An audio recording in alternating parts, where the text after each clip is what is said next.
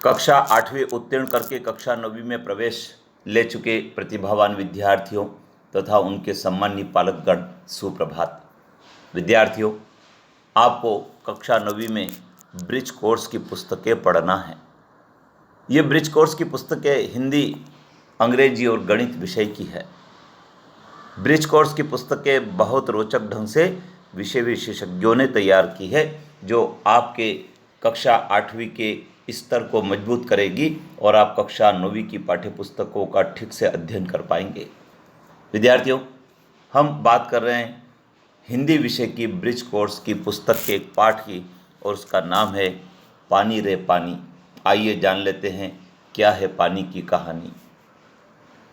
लिखा है विद्यार्थियों, कहाँ से आता है हमारा पानी और फिर कहाँ चला जाता है हमारा पानी। हमने कभी इस बारे में कुछ सोचा है? सोचा तो नहीं होगा शायद, पर इस बारे में पढ़ा जरूर है। भूगोल की किताब पढ़ते समय जलचक्र जैसी बातें हमें बताई जाती है। एक सुंदर सा चित्र भी होता है इस पाठ के साथ। सूरज, समुद्र, बादल, हवा, धरती, फिर बरसात की बूंदें, और लो फिर बहती हुई एक नदी, और उसके किनारे बसा तुम्हारा हमारा घर, गांव या शहर। चित्र के दूसरे भाग में यही नदी अपने चारों तरफ का पानी लेकर उसी समुद्र में मिलती दिखती है। चित्र में कुछ तीर भी बने रहते हैं। समुद्र से उठी भाप बादल बनकर पानी में बदलती है, और फिर इन तीरों के सहारे जल की यात्रा एक तरफ से शुरू होकर समुद्र में वापस मिल जाती है। जल चक्र पूरा हो जाता है।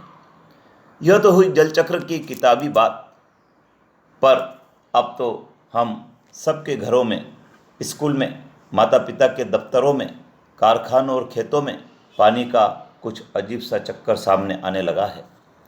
नलों में अब पूरे समय पानी नहीं आता।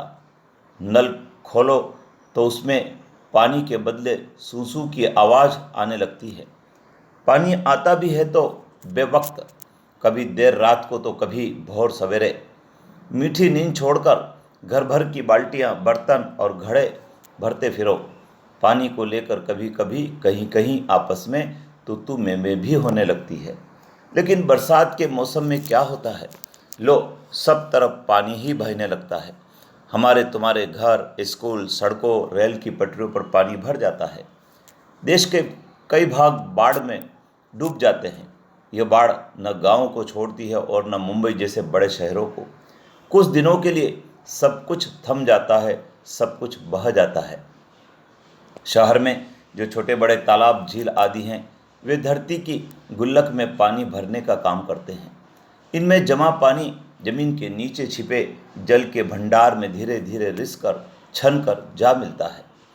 इससे हमारा भूजल भंडार समृद्ध हो जाता है। पानी का यह खजाना हमें दिखता नहीं, लेकिन इसी खजाने से हम बरसात का मौसम बीत जाने के बाद पूरे साल भर तक अपने उपयोग के लिए घर में, खेतों में, पाठशाला में पानी निकाल सकते हैं। लेकिन एक दौर ऐसा भी आया जब हम लोग इस छिपे खजाने का महत्व भूल गए, और ज़मीन के लालच में हमने अपने तालाबों को कचरे से पाट कर, भर कर समतल बना दिया।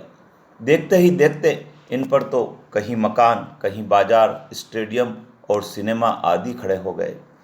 इस बड़ी गलती की सज़ा अब हम सबको मिल रही है। गर्मी के दिनों में हमारे नल सूख जाते हैं, और बरसात के दिनों में हमारी बस्तियां डूबने लगती है। इसलिए यदि हमें अकाल और बाढ़ से बचना है तो अपने आसपास के जल स्रोतों की, तालाबों की और नदियों आदि की रखवाली अच्छे ढंग से करनी पड़ेगी। जल चक्र हम ठीक से समझे। जब बरसात हो तो उसे थाम ले, अपना भूजल भंडार सुरक्षित रखें, अपनी गुल्लक भरते रहें, तभी हमें ज़रूरत के समय पानी की कोई कमी नहीं आएगी।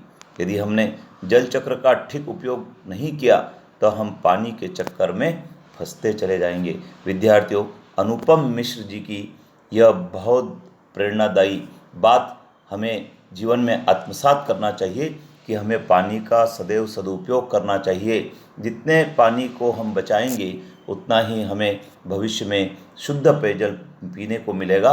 न केवल हमारी आवश्यकता की पूर्ति होगी, बल्कि उद्योग धंधों के लिए पानी मिलेगा, कृषि के लिए पानी मिलेगा, पेड़ पौधों के लिए पानी मिलेगा, जीव जंतुओं को भी पानी मिलेगा और हम सब लोग बहुत अच्छे से अपने जीवन का निर्वाह कर सकेंगे।